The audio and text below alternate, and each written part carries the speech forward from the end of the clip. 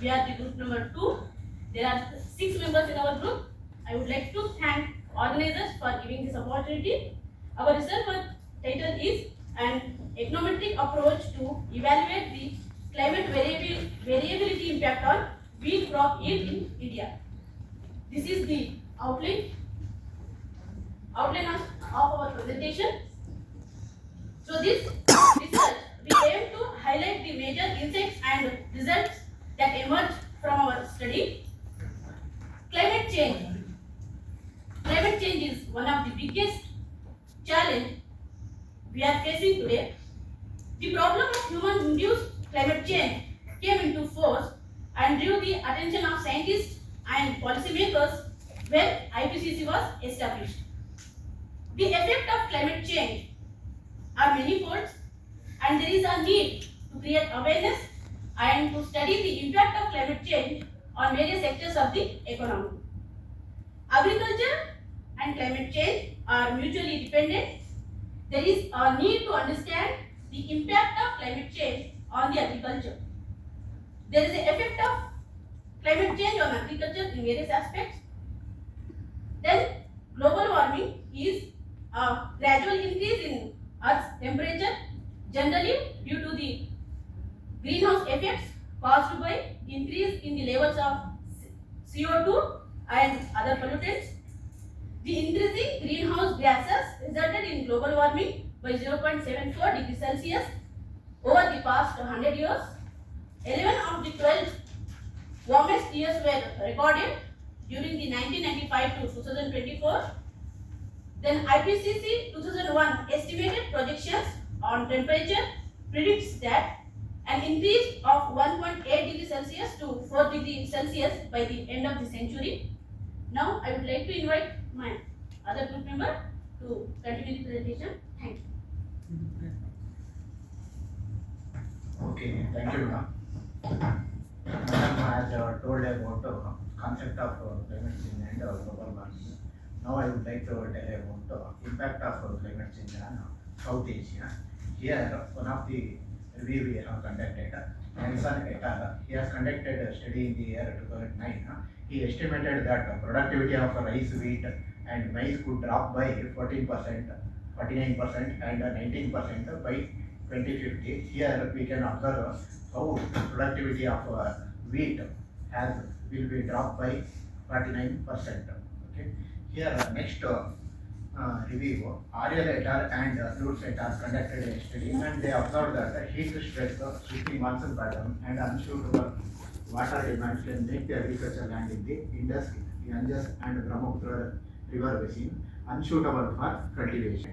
Here, and the third review is Food and Agriculture Organization. In the year 2000, reported that loss of agriculture is approximately $10 billion between the year 2005 to 2015 due to climate change. Here coming to the next slide, climate change and Indian agriculture. Here we are having some data about Indian agriculture. Agriculture in India is contributing about 18.3% towards GDP. And as per economic survey report, this provides agriculture sector provides 46.1% of the total population as a source of livelihood. Many reviews we have conducted regarding the impact of climate change on agriculture. These are the estimations as per Gao et al., Deering et al., Khan et al. We are observing percentage increase in temperature. There is a chances of dropping of GDP. Okay, and coming to the Paul et al. And Agarwal and Agarwal conducted a study in the year 2027. Due to climate variability or changes, so more than half of the farmers have shifted their profession, that too particularly small and marginal farmers. Okay, next coming to the next slide, climate change and wheat crop. Here we can discuss about climate change and wheat crop. Why we have taken wheat crop as a study, and what is the food production status in India. Here in the year 2024-25, we have achieved 353.96 million tons of food production. Okay, by the time of independence, our food production was 50 million tons. See the difference here. This much achievement because of technological outbreak in the agriculture field. Coming to the wheat production, in case of wheat production, last year we have recorded 51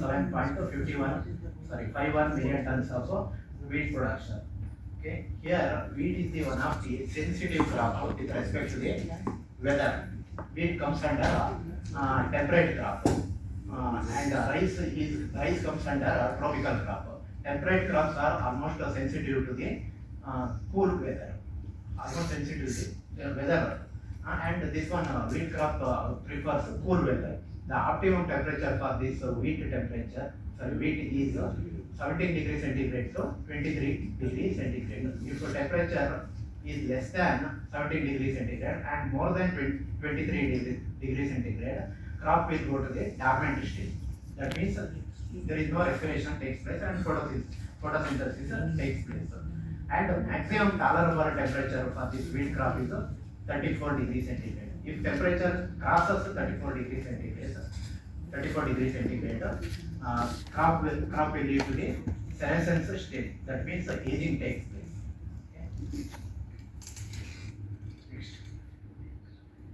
Okay, next review of literature will be presented by our colleague Amit. Thank you, sir. Good afternoon, everyone. We have conducted a review of literature through online, and we access 130 articles in Scopus West, and the inclusion and exclusion process we approach to 30 articles, which is significantly contribute to our study. And in 30 we are incorporating only 8 papers to the presentation purpose. So basically we review the all sector, suppose in economics and wheat agriculture. So we think about what happens in this sector, what types of climates are required, what types of variabilities in that sector, and how we measure it. So we take some steps to the review. Regional models will include and exclude all these variables, and we found out in the agriculture sector is inverse U-shaped relationship between agriculture, climate, and temperature and productivity.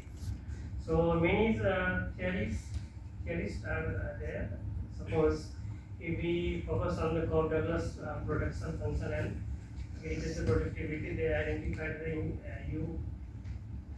inverse U-shape relationship between productivity, temperature, and participation and wind speed.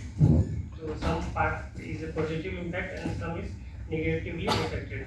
And according to Singh et al. In 2014, in the Indian context, we used the ADRL model and identified the production of positive influenced by the factors such as yields, area, fertilizer consumption, and precipitation. We are included here. Some factors are related to the climate and some factors are non-climate. And another study is why they are et al. Is from Turkish and provide the 70-72 to 2002 in the Bayesian models. They also provide the correlation between the average temperature and agricultural share of GDP, where is the CO2 emissions and temperature are very negatively affected. So some part is affected positively and some part is negatively affected to the agriculture product. Later then we approach to the Carnential et al. From the China in 1996 to 2019 is a RDL model. Is also they provide the precision agriculture and climate smart agriculture through this adaptation and mitigation approach. They provide if we invest in the ICT, we improve the quality product and we enhance the productivity and investment in short and long term perspective. Then we move forward to Tanvir and Kalim. conducted a survey 160 countries of secondary database ADR model 1998 to 2002. It also finds that there is some non-linearity in the usage relationship between the climate variability, temperature, precipitation, and agricultural productivity. And Dan Rafi et al. In Kabul, Afghanistan, he provides the GCM model, and they advocate that the average annual maximum temperature adversely affect the wheat yield due to stress caused by the heat and droughts. After that, we focused on the Kapoor and Pal. Is focused on the primary data in the Karnataka districts.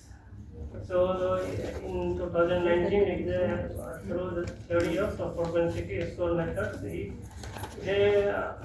interested in the booming summary programs. It effectively targets small orders and rising awareness, institutional integration, and collaboration among various agricultural departments in the crucial for the expanding climate smart agriculture practices.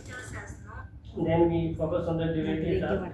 Is working on the Nepal's 1992 to 2007. We use the man-candidate test, and he responds to that this climate change like summer crops like maize, millets, potatoes, and soybeans harvested in the month earlier, while some crops harvested in the delaying month due to the climate change and effect on the weather and or agriculture sector. So we try to all this through the methodology, through the research review of literature. We establish the facts and theories how these scenario are working in climate change and agriculture productivity. So next, I request Mr. Shanes to extend the significance of the study. Thank you, sir. As per significance and gap of study is concerned, wheat is a cornerstone of India's food security. Yet most existing research looks at either climate factors or economic factors separately. But our study is different because it integrates both climate and non-climate determinants of wheat yield in a single comprehensive framework. We also used long-term data from 1982, 83 to 23, 24, which helps us capture technological changes, policy shift, and long-run climate patterns.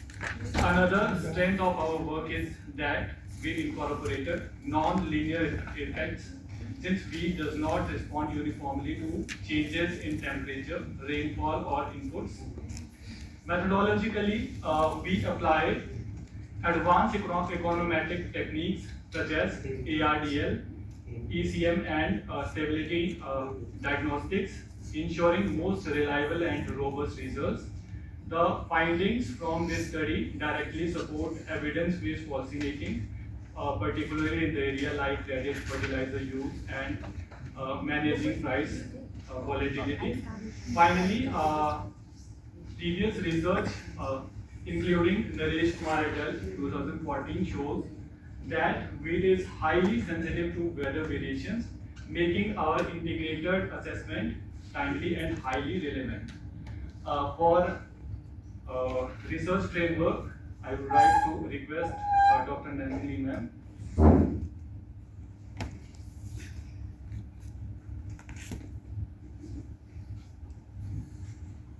So very good afternoon, Ananda. So today I am here to explain the conceptual framework. What do you mean by conceptual framework? It is a research tool. It provides clear roadmap for the variables to study, whether it is dependent or independent variable. So in our study, we have used two set of variables, that is climatic factors as well as non-climatic factors. Coming to the climatic factors, we have taken rainfall, temperature, carbon dioxide, and how these variables are affecting the wheat yield. And another set of variables, that is non-climatic variables, that is fertilizer, price, credit, and rural population. How these set of variables are affecting the wheat yield. So these variables may be positively or negatively will impact the wheat in India. So coming to the objectives of our study. The first objective is to examine the trends and patterns in climatic as well as non-climatic variables in India. The second one is to assess the impact of climate and non-climate variables on the wheat crop yield in India. So based on these objectives, we have framed an hypothesis of the study. The first hypothesis is there is no significant monotonic trends in the climatic variables over the time. And second hypothesis is there is no positive impact on rainfall, temperature, carbon dioxide, fertilizer, credit, rural population, and price on the wheat yield in India. And the third hypothesis is there is a non-linear relationship between the rainfall, temperature, and fertilizer on wheat crop yield in India. So coming to the methodology, for present study we have collected the data from various secondary sources which are published from Government of India and other sources. So we have taken 40 years data capturing from 1982 to 23-24 is used for the study. So let us look into the variables which we have taken. So coming to the description of the variables which are used in the study, in the table 1 represents the first variable, the dependent variable wheat yield. It is measured in kg per hectare, and the source we have taken the agricultural statistics, Ministry of Agriculture and Farmers Welfare. And the second, these are the independent variables. The rainfall, we have also taken rainfall, which is measured in millimeter, which is taken from Climate Data Service Portal IMD. Then we have taken rainfall square, and mean temperature we have taken. The mean temperature is measured in terms of degree Celsius, and it is also taken from IMD. So the next one is carbon emissions per capita. This carbon emission is captured in terms of metric tons. It was taken from World Development Indicators. So next one is the fertilizer. The fertilizers are measured in kilogram per hectare of the arable land. So it is also taken from the World Development Indicators. Then credit. Credit means the access to finance increases the input use, which is measured in terms of rupees in crores. It is taken from indiastat.com. Then coming to the rural population, it is taken as a proxy variable for the labor, which is used in the wheat yield, and it is measured in terms of percentage. That is, out of total population of India, how much population is residing in the rural. It has taken from the World Development Indicators. And the price is measured, for price we have taken MSP, minimum support price per quintal in rupees. So it is taken from Department of Food and Public Distribution, Government of India. So coming to the techniques and models, what we have used in the study. So to study the first objective, we have we have used the trend analysis and some of the descriptive statistics and correlation were used. So you can see the first one is arithmetic mean. We have all know the arithmetic mean is based on all the observation. Then coming to the standard deviation. Standard deviation is the deviation from the mean value. That is taken as a standard deviation. Then third one is Jacques-Barrat test. This test is used to test the normal distribution of the data, whether the data set has normally distributed or not. For that, we have taken Jacques-Barrat test. And the last one is correlation test, which this correlation test says that there is a relationship between a correlation between the dependent as well as independent variables. So coming to the trend analysis, here you can see the wheat yield as well as carbon dioxide from 1980 to 2023. If you take the data, the trend is upward trend, means positive trend. It is increasing over the years. Whereas in case of rainfall and rainfall square, if you observe that much of the violations are there, right? But even though it is showing an upward trend, if you take the over the years data. Then coming to the temperature and temperature, here also representing the positive trend, means it is increasing over the years. And in case of fertilizer and fertilizer square also, the data is showing, the trend is showing positive trend over the years. So let's look into this slide where here credit as well as wheat price shows an increasing trend over the years. But in case of rural population, if you refer to 1980 to 2020 data, where the rural population is decreasing. That is the percentage of people who are staying in the rural. So let's understand the descriptive statistics of the climate as well as non-climate variables. So if you refer to the climate variables, where we have calculated mean, maximum and minimum value. Whereas we have also calculated standard deviation. Standard deviation is nothing but the deviation of the particular value from the mean data. If you look at the climate variables, where the carbon dioxide emissions are showing highly volatile, means they are highly volatile in nature. Whereas in case of non-climatic variables, if you take the credit is showing volatile in non-climatic variables, followed by wheat price and also fertilizer. Whereas Jagdera test says that if this test is used to determine the normality of the data. The normality data means it looks like the U-shaped curve, right? It looks like somewhat bell-shaped curve, right? If Jagdera test is how we are going to interpret it. In case of Jagdera test, the p-value is more than 0.05. The data is normally distributed. Otherwise, if the p-value is less than 0.05 means the data is not normally distributed. So if you look at the results where all the values for both climatic as well as non-climatic variables, we are the value which is more than 0.05, which means to say that the data is normally distributed, right? Then coming to the correlation matrix. So now let's try to understand the correlation matrix. What is correlation? It's a relationship between independent variable with a dependent variable, right? So correlation, we know the correlation ranges from -1 to +1. The value which is towards +1, what indicates higher correlation between the dependent as well as independent variable. See here you can see the temperature, carbon dioxide, fertilizer square, as well as credit and wheat price are highly correlated with the wheat yield. And these results are significant at 1%. Statistically, they are significant at 1% level. But if you look at the rural population with the wheat yield, it is negative relationship. Although it is significantly affecting, but it has negative relationship. It is statistically significant at 1%. Hope you understood the concept. So this section will be handled by Dr. K.K. Thank you for that. Thank you very much. Good afternoon to everyone. So let's come to the small corrections. Since we expressed that the correlation refers the relationship between the variables, it does not mean that relationship between dependent and independent. So there is a small minor correction. And comes to the objective first and second. Just to study the first and second objectives, I used that MK test, Mann-Kendall test, and the econometric model. We used it to examine the first and second objectives. And this Mann-Kendall test is very important to use when the data is trend. Especially we are having a different kind of variables such as climate and non-climate variables. So Mann-Kendall test is more useful when we are having climate variables. So here it is not applicable to the distribution of the data, whether data is distributed normally or not.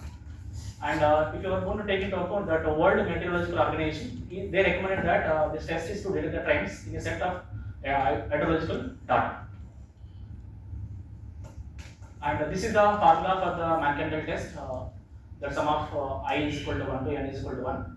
And here based on the value, we are going to take into the pairwise. And based on the sign here, if the sum of the values, if you are going to get +1, it is called the positive trend. If it is equal to 0, so there is no trend, either maybe decreasing or not decreasing, it is a constant. If it is -1, it is called a decreasing trend of the climatical variables. And with respect to the model specification, since we have taken the impact of climate and non-climate variables, we have taken that function, that the yield of climate variables and non-climate variables. So this is a linear equation which we have taken. Yt is function of RFT, that is called rainfall, and the temperature, and CO2, and fertilizer, credit, and rural population, and wheat price. Here we have taken that both climate and non-climate variables, and moreover I have taken nonlinear equation. So there is a logic behind that nonlinear equation. If you are going to read the literature of EKC, that is called environmental coefficient curve. So here, if you are going to take the linear model, so the result will be bias. So therefore, in order to overcome for that bias results, I have taken the nonlinear equation. So therefore, I have taken Yt is equal to function of Rf and Rf square. So you can understand that since if you are going to take that simple data, so there is here rainfall and a yield. Rainfall increases, some extent the yield will be increases. A certain level, at the threshold level, it will be maximizes. Once the rainfall is exceeds that the threshold level, that yield will be decreases. It is nothing but inverted U shape.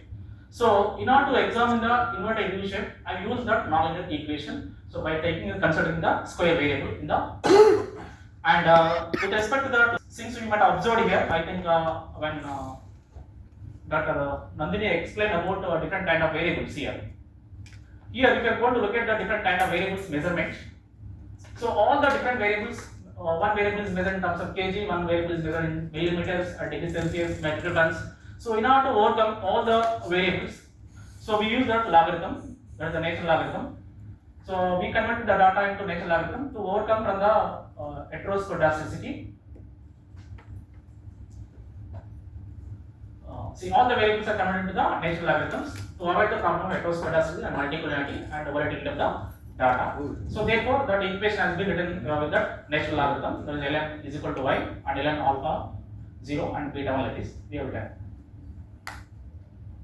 And this is the linear equation, this is a non-linear equation. We have taken L square, Rf square and T square and X square. See here, when you are going to read the literature or the basically the constant framework, the CO2, there is no study which those who have taken the CO2 square, because CO2 data is not available with respect to take the consider as a square variable, and moreover, so they suggested that in order to take that CO2 the square variable, because a lot of evidences are there to take that rainfall square and temperature square, but there is no study to consider that CO2 square variable in the previous literature. And moreover, with respect to the Indian literature, with respect to the impact of climate change on agricultural products, and only 2-3 papers we found that those who use a non-linear model, most of the people are use linear model, and most of the people are use only climate variable, and some of the people only use the non-climate variables. So there is no integration of both the variables in a one model. So that is one of the advantage of this paper. And here, based on that model, we are expecting that this is the expected sign. So the rainfall we are expecting that this will be plus, means that as the rainfall increases, that yield also increases. And when it comes to rainfall square, as I told you here, we are expecting that square value is a negative sign, because up to here it will be the positive sign. If you are going to square it, then it will be the negative impact. We are expecting the negative impact, the square variable. And mean temperature we expect that positive and negative. It depends on the results. And whereas mean square means mean temperature square, we are expecting the negative. Whereas CO2 also we are expecting the positive, because Sarah explained about the photosynthesis. So as CO2 level increases, the yield rate also increases at optimum level. We can say that this is a threshold level. If it is cross the beyond level, and based on the what we can say the crop resistance power, so the yield will be increases. And here fertilizer we have taken positive sign. We are expecting, and fertilizer square is also negative impact. In the similar way, if you are going to think, if you are going to read the literature, as like rainfall and fertilizer, if you are going to take, as fertilizer consumption increases for the crop, the yield rate will be increases at threshold level. If you are going to use more fertilizer, the crop will die. So therefore, yield will be decreases. And if you are expecting the credit, so since you know that when the farmer usually get more credit, there is a we are expecting that the credit will boost the yield. So we are expecting the positive sign. Whereas rural population, which is also we have taken the proxy variable as a labor. So as a basically the agriculture is depends on labor intensive. So therefore we have taken proxy for the rural population. And whereas the price, we have taken that base price, the 1 lakh we have taken here. So the price also having a positive impact we are expecting. So let's see the results. And this is the ARDL model. This is a little bit. So here we are taking that yt is equal to alpha 0 plus sum of I is equal to 1 to p. That p refers that AR model, that is autoregressive. So this y depends on its own lag, whereas this is a sum of k refers that integration, that sum of I is equal to j to k, and this is sum of I is equal to 0 to q. This refers the DL, that is the distributed lag model. What are the variables we are taking? Dependent, independent. That itself, the dependent variable depends on its own lag. Not only its own lag, it depends on first lag, second lag, third lag up to n lags. So generally we are used to write an ARDL model. So that is this is one part AR, that is autoregressive, and DL is distributed lag model. That whatever we are taking the variable, So it depends on y depends on its own lag, yt minus 1. And if you take into account another independent variable, yt depends on, if you take into rainfall, so that yt depends on rainfall also, the yt depends on rainfall t minus 1. It depends on its lag also. So that is called distributed lag model. So these are the somewhat some different. Yeah. So comes to once we are going to estimate the model, we need to check it whether the results are reliable or accurate or not. So therefore we use the BG test and BPG test and normality test. That is called Bruch-Godfrey test to examine the autocorrelation, since we have used the time series data. And whereas the BPG test is the Bruch-Godfrey test to examine the heteroscedasticity in the model. And whereas Derkibara test we use it to imply whether errors are normally distributed or not. And along with these three, we use that additional test, the stability of the model. We use the Kusum and Kusum square to examine the stability of the model, whether the model is whether the model is having stability or not. And for this analysis, we use the Jamovi software and the Stata and EViews. Comes to the results of first objective with respect to trend analysis. I use that Mann-Kendall test. Here, since I told you that we are going to test the only climatic variables. So therefore, we have taken on three variables. That is called the CO2 and rainfall and temperature. So according to that Mann-Kendall tau test, so there are two tests are there based on the score, and it will be calculated standard of score. And this p values tells us that if the p values are less than 0.05 as a thumb rule, so these variables are having a trend. And moreover, if you are going to look at these values, Kendall score values, here the positive, it means that the CO2 has been increasing trend, whereas rainfall, which is having a negative trend. And comes to a temperature, which is having positive value, it shows that there is a increasing trend in the temperature variable. So out of three variables, the two variables are statistically significant at 0.01, and whereas rainfall is not statistically significant, even it is a negative, what is called decreasing. And comes to the before running the econometrics model, we need to run that stationarity, because before employing that any econometrics model, we need to know that whether the particular variable is having a stationarity or not. So for that, for the time series, we are having almost all more important tests are four. That's called Dickey-Fuller test, ADF test, Phillips-Evans test, and KPPS test.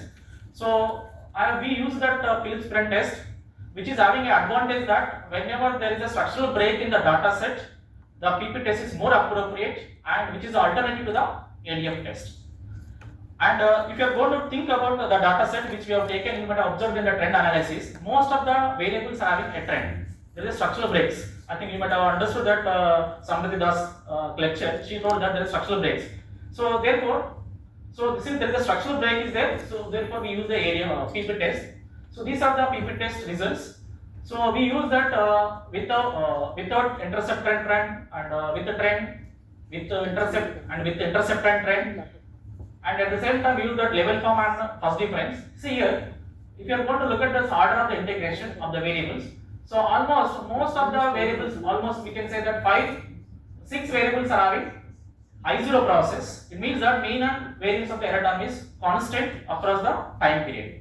So therefore, and remaining variable, that is called CO2 and fertilizer square and credit and wheat price, which is having I1 process. So these variables are having I1 process. So if you are going to look at this overall results of stationarity, here we are having a mixed order of the integration. So in econometrics model, when we are having I0 process all the variables, then we can go with the OLS model. So there will be a no bias. If we are having all the variables in I1 process, then we should go through the traditional econometrics model, that is called Engel-Grange co-integration and Johnson-Julius co-integration. Since we are having all the variables are integrated in I1 I0 process, it's a mixed order. So therefore, the appropriate co-integration model is ARDL. That is called auto-regressive distributed lag model. So here the procedure is that we cannot run that directly the ARDL model. Before running the model, first we need to examine that whether all the variables are having a long line relation or not. Since we have been learning for the last 15 days on economics of climate change. So economics of climate change is not a short-term effect; it is a long-term effect. So therefore, in order to examine the long-run effect of climate and non-climate variables, we use the ARDL model. So here to know that which model is suitable, as I told you that here the YTS depends on its own lag and YT depends on other independent variables and its own lag also. Here we need to understand that lag length criteria. So therefore we use that almost all 20 top models. Out of 20 models, we identify that which is the least, since if the graph is showing here the negative, so this model is more suitable compared with the this lag length of order. So here this is the ARDL model, which is one that is called YT depends on its own lag, whereas YT depends on next independent variable is current wave only, not it depends on its lag. So this is the order of ARDL model. So at this order of integration, that is called PQ, we can say in economics model. And here we examine that before on the model, we examine the hypothesis that there is no long-run relationship between all the variables. That is the null hypothesis.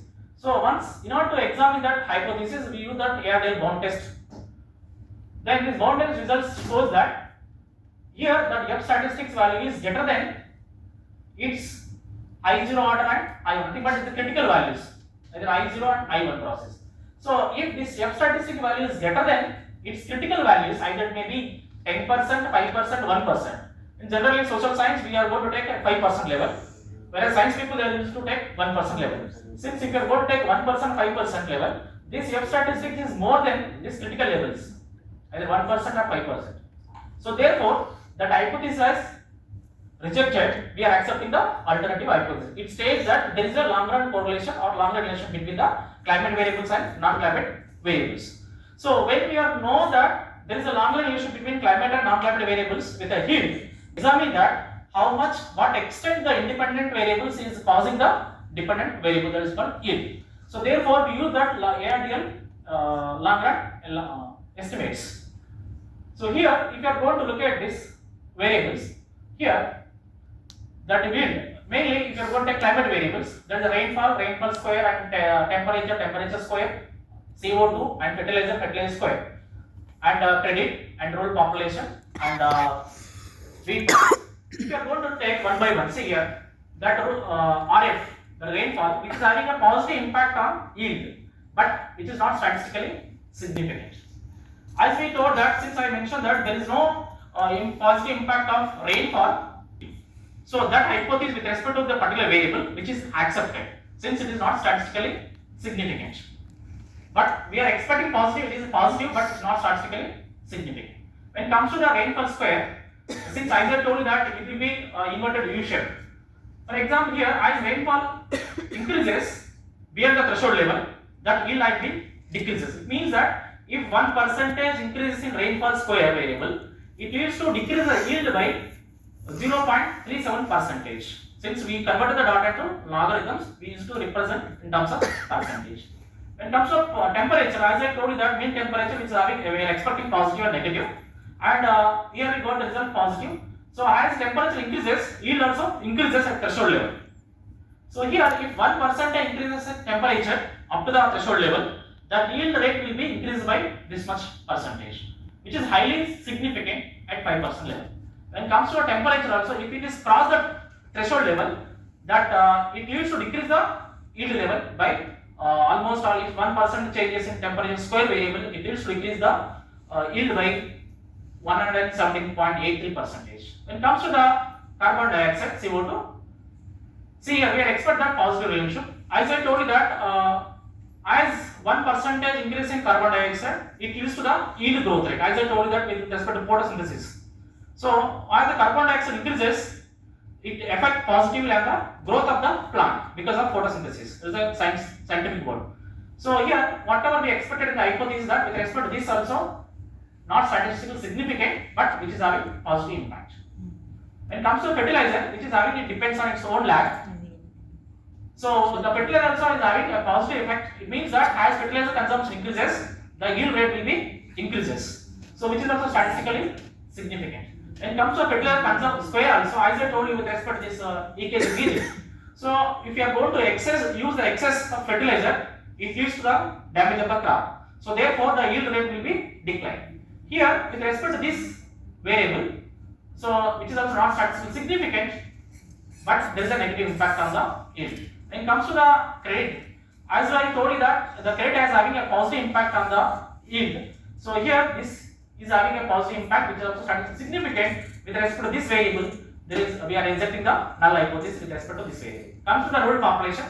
As we expect that the percent of the rural population in the villages, as I told you that agriculture sector is mainly depends on labor intensive. So therefore, we are expecting that positive impact. So here the results are showing that there is a negative impact of labor on yield rate, which is also statistically significant, because this is one of the reasons, since we have taken the proxy variable. So there is an inefficiency in the labors. So therefore, it may not reach to the yield growth rate. So that is one of the reason for this. And with respect to the wheat production, which is having a positive effect and which is statistically significant.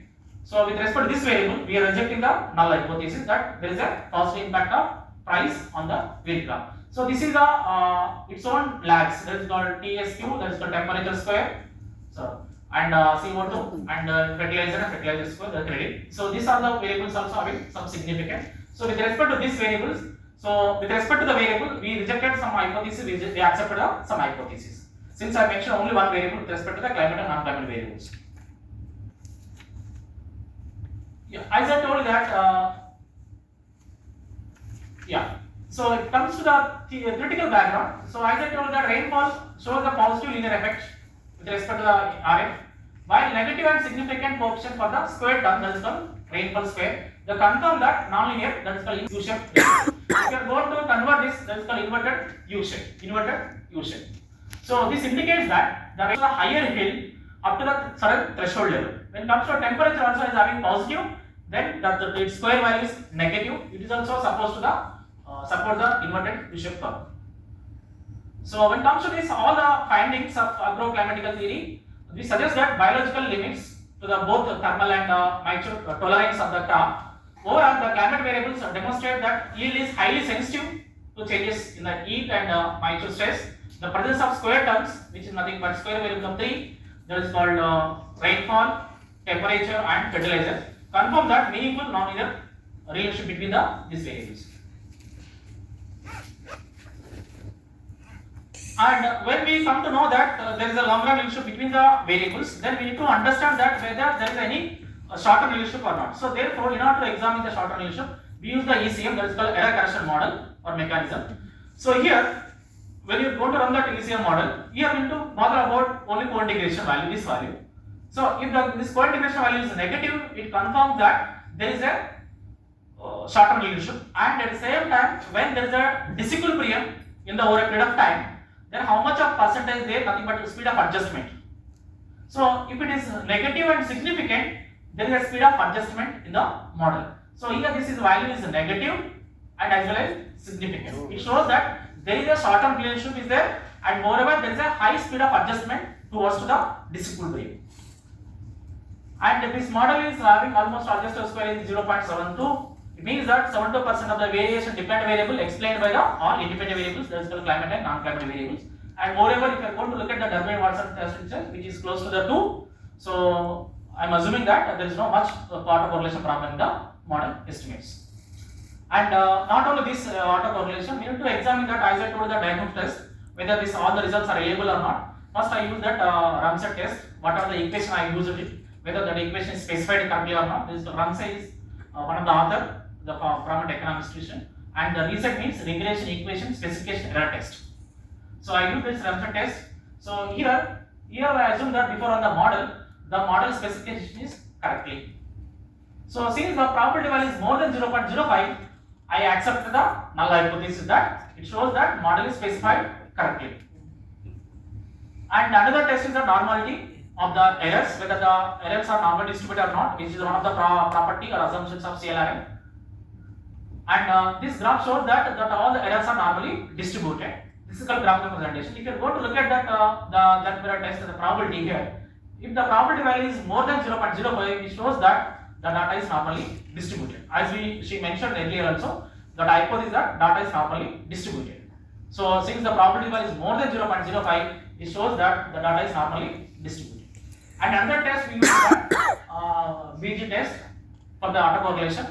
Here the F statistics and its probability value is also more than 0.05. It shows that there is no such kind of autocorrelation problem in the model. And another test we use that, sorry for the typical mistake, BPG test, Bruce Fraudulent Gradual test.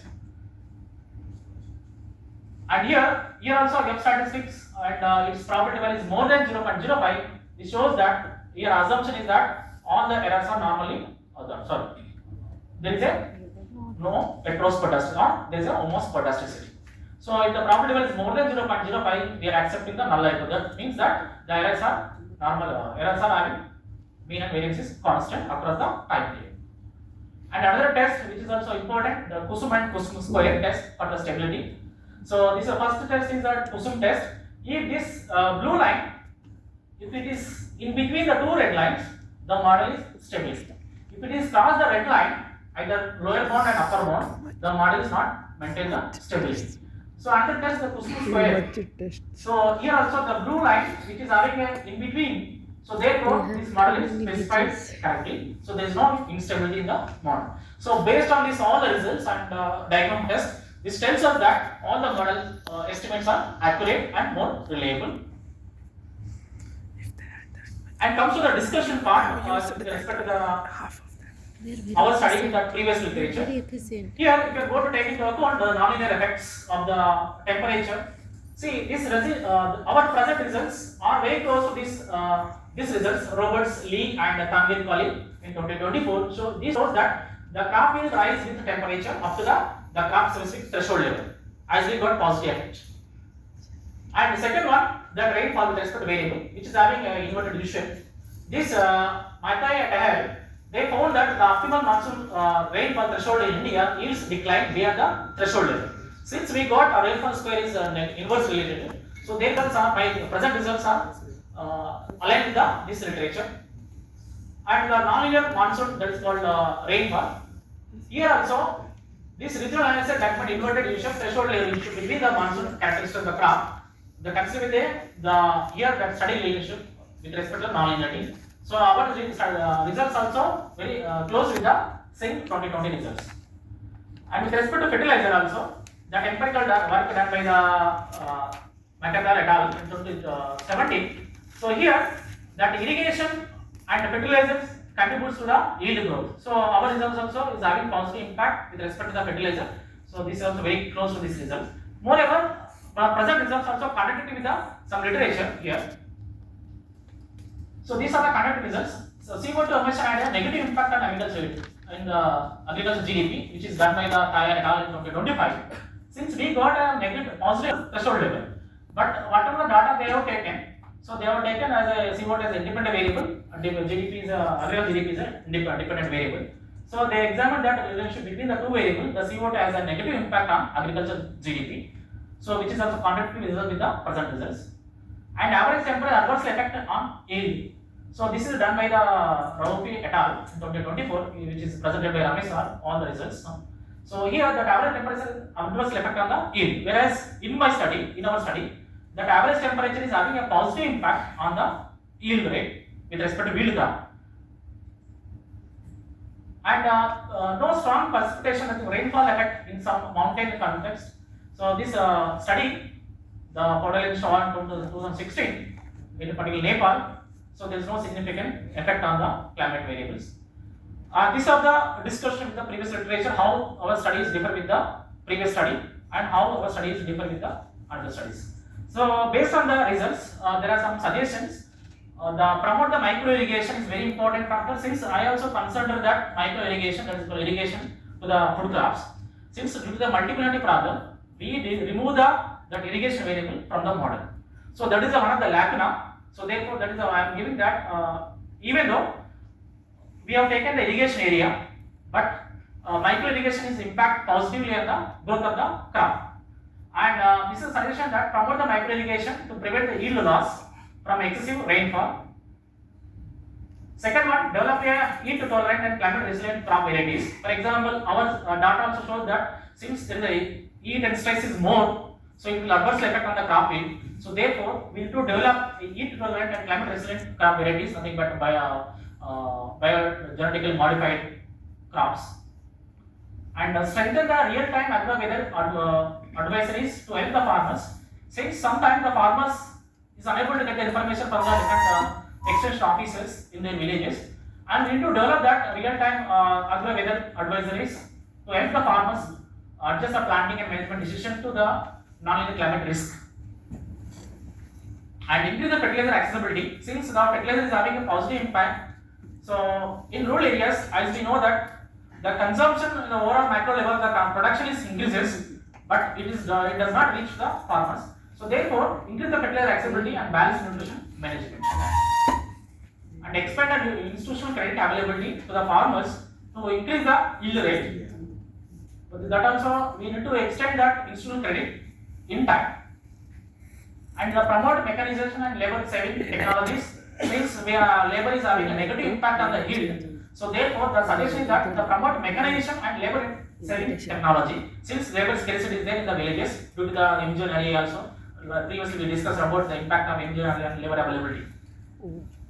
And encourage alternative rural employment programs to reduce the discouraged employment. At the same time, since we discussed about the impact of MGNRA and industrialization, the people are moving from rural area to urban areas because of lack of employment opportunities.